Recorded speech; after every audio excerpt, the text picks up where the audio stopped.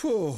Del Boy Chisora has been entertaining people in Munich. Steve Lillis, who is part of Box Nation's team on the night for the fight, has been with him since Tuesday. I spoke to Steve earlier and I started by asking him where Del Boy's mind is right now. Oh, no, I don't think Del knows where his mind is, Steve. He has been brilliant out there. Well, on Tuesday afternoon, Steve, he went skiing down a mountain. Now, that surely can't be in his contract, that a guy that's never been on skis goes down a mountain 4 days before a world title fight. He doesn't know what he's going to do the next minute, I don't think. I mean, that's why I think yourself and me love him so much. He went skiing, he realised pretty quickly it was a scary thing to do, and he's jumped into the snow to stop himself going down the bottom of the mountain. Oh, gosh. So, yesterday at the public workout and media workout, there must have been 1,500, 2,000 people there, and it was fantastic. There wasn't the nastiness that overshadowed Vladimir David Hay last summer in a similar scene at a car showroom. It was him and Vitaly were having a genuine laugh together. Del was grabbing the mic and chatting, and in the end, they was all applauding him. Today, he's done a load of interviews this morning. He's moved to this amazing resort about 40 miles from Munich we went to this morning, and he's done a battery of interviews there. I mean, it is winter wonderland where he's staying. He then decides at midday he wants to go skiing again. Of course. He's got the flavour for it. So, honestly, this time Don Charles is a bit tougher with him. He's not going to let him go skiing. But he goes to the resort, and Del and a few of us, we ended up going tubing down a mountain. You as well? Yeah. Oh, so you fully suited up, tubing down only down at it was totally safe. And it was quite a surreal scene because a lot of middle-class Germans were there, and when Del and 22 of his mates turn up there, they were aghast. Everyone's there suited and booted with goggles. They're there in tracksuits. Let me ask you this, Steve. A couple of stories have come out this end. Well, the first one is the idea that the Klitschkos won't let him come into the theme tune from Only Fools and Horses. Yeah, Tell me it's not so. That seems to have broken. They want some sort of Euro music. I mean, Del doesn't seem too bothered about that, but that story has come out. But he doesn't seem too bothered about what music he comes out to. What about the other one? That he's refused to do a Julius Francis, who sold the undersole of his boots to the Daily Mirror before the Mike Tyson fight back in 2000, and Derek has reportedly refused 70,000 quid.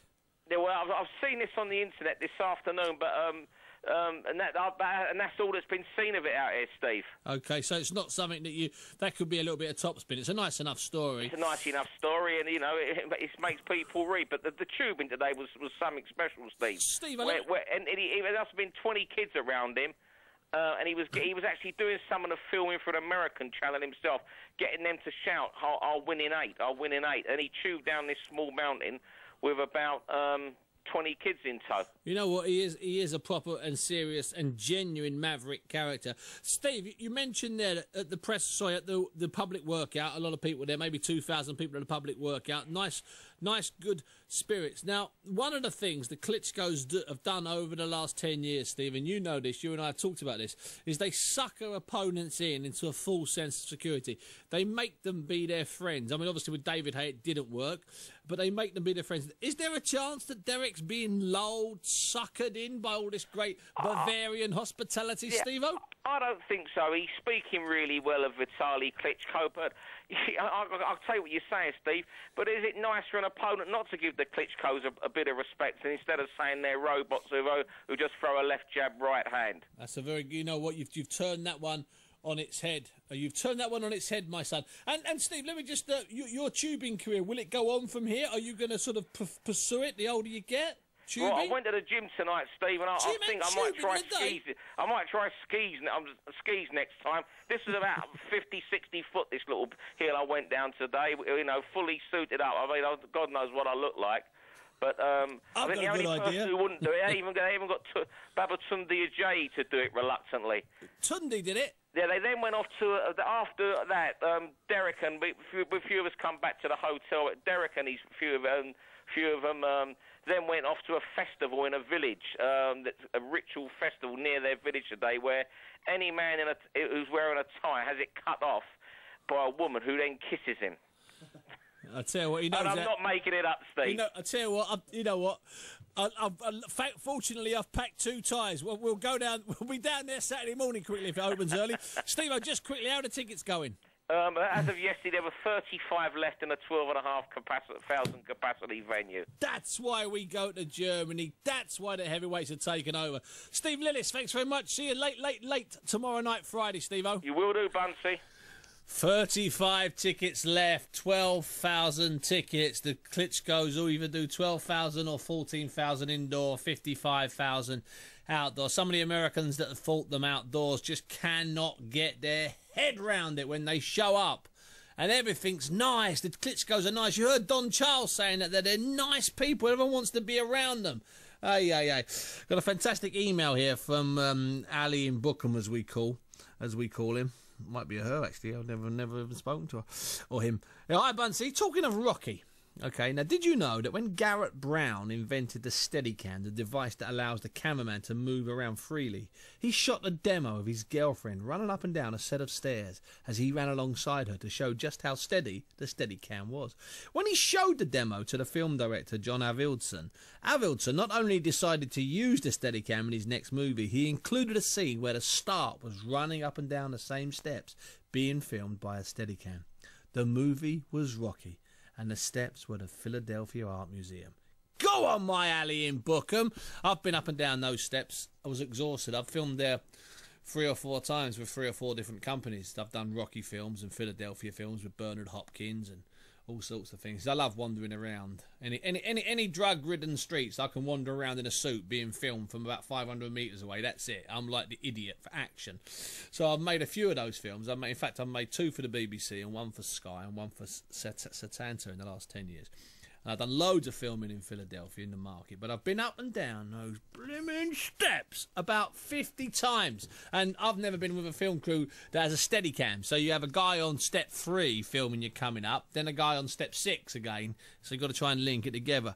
So I've loped up there like Rocky, which would be fine if there weren't 1,000 other people on the steps doing the same stupid run. And there's also all sorts of workouts there. There's all sorts of fitness guys, fitness coaches that have got their, group of women or group of executives out there doing all sorts of mad press-ups and shadow boxing. It's really hard to get a shot just of me walking up and down the steps. One particular trip when I was there with a really good filmmaker from the BBC's Inside Sport, and you can watch this, is when I went out to film Bernard Hopkins. We spent, and this is no word of lie, we went out about 6 o'clock in the morning. It was a little bit empty. We managed to find a spot, but we filmed until about 2 in the afternoon around there, and we filmed in snow. Tell you what, dedication to me art form, mate. Anyway, listen to Steve Bunce on BBC London 94.9. We have been previewing in the last half an hour Derek Delboy Chisora's quest to become one of the most unlikely heavyweight champions ever by somehow trying to beat Vitaly Klitschko this Saturday in Munich. Derek Delboy Chisora is a massive underdog. Klitschko is a 1-16 odds-on favourite. Those are prohibitive odds. They really are. Anyway, that fight is live and exclusive on Box Nation, and you can find out about that if you Google ETC. It's going to be a good fight because I just fancied there's something about Delboy. Plus, Klitschko's 40, and in his last fight, suddenly in about round 7, he collapsed to the canvas like he'd been shot by a sniper. And his people around him said, oh, no, he fell over his opponent's foot. He didn't. He just collapsed. That's because he's got bad knees. That's why he took nearly 3 years out of his career. So who knows? Perhaps Derek Delboy Chisora will meet a guy that's just getting old and has just hit that peak where he's too old. Who knows? Anyway, join me on Saturday night and find out. Join me after